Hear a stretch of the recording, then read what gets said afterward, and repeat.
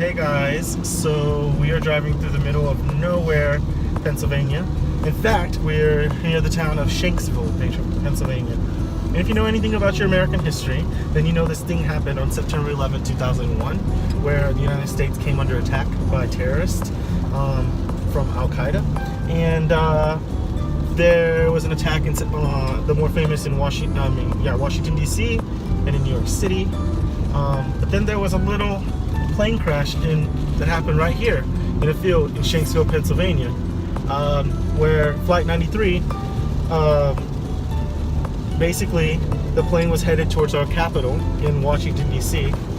And the people on board decided they had had enough when they learned about the attacks in New York City, and they took things into their own hands and they forced the plane to crash in a field back here, and they prevented a really horrible atrocity from happening. Anyways, we decided to come to the memorial because we happened to be driving through and there was a sign for it, and we thought we should probably go. We thought it would be empty, but it really wasn't empty, was it? No, the parking lot was actually full of people. Again, we're visiting on a Monday at 2 o'clock, and again, I didn't think there'd be such support for a memorial here in the middle of nowhere at this time, but it was actually kind of moving. Just a town of people were there. Yeah, the parking lot was jam-packed full of people, and it literally is in the middle of nowhere. There's not very much nearby. So, and to get here, it took us forever. I thought we would never arrive. And I thought, oh, you know, it's a memorial, so most likely a field that's cordoned off, and we can see where the plane crashed. But actually, there's like a welcome center. It's a national park.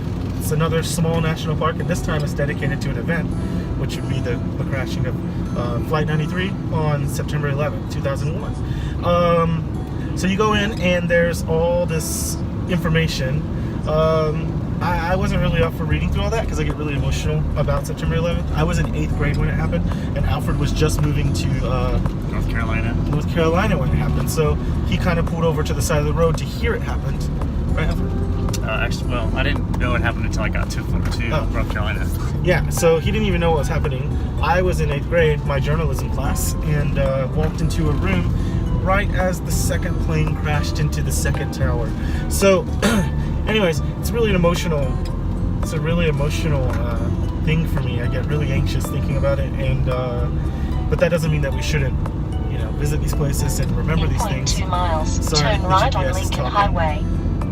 So it was very emotional, and they actually have it set up so that you can hear the turn right on Lincoln Highway. She's very rude.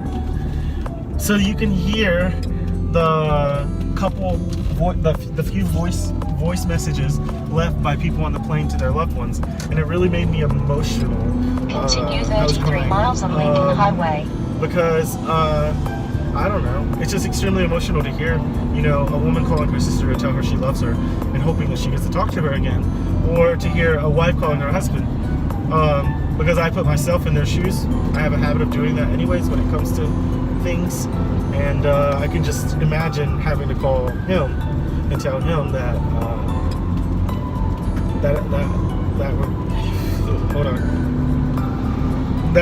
that things are going wrong, that I'm not going to get to see him again because of some bad people. So, but anyways, it's very emotional. If you're ever in the area, you should definitely come and see it. Alfred read a lot more of the information than I did, but it's definitely worth coming to see and remembering, because those people are heroes. Yeah, I mean, just the memorial itself, it's set up very well, so it takes you through sort of the time frame of how everything happened here and across the country.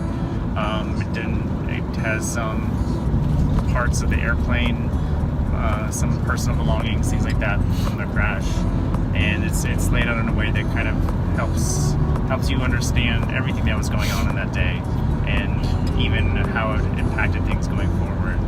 So definitely, I think it's worth a drive out here if you're in the area.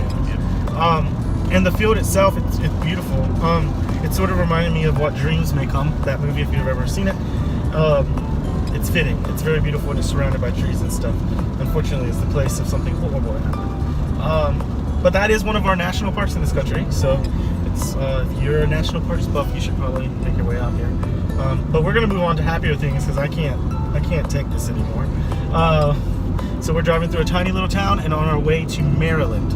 So we will update you all once we get there. Bye.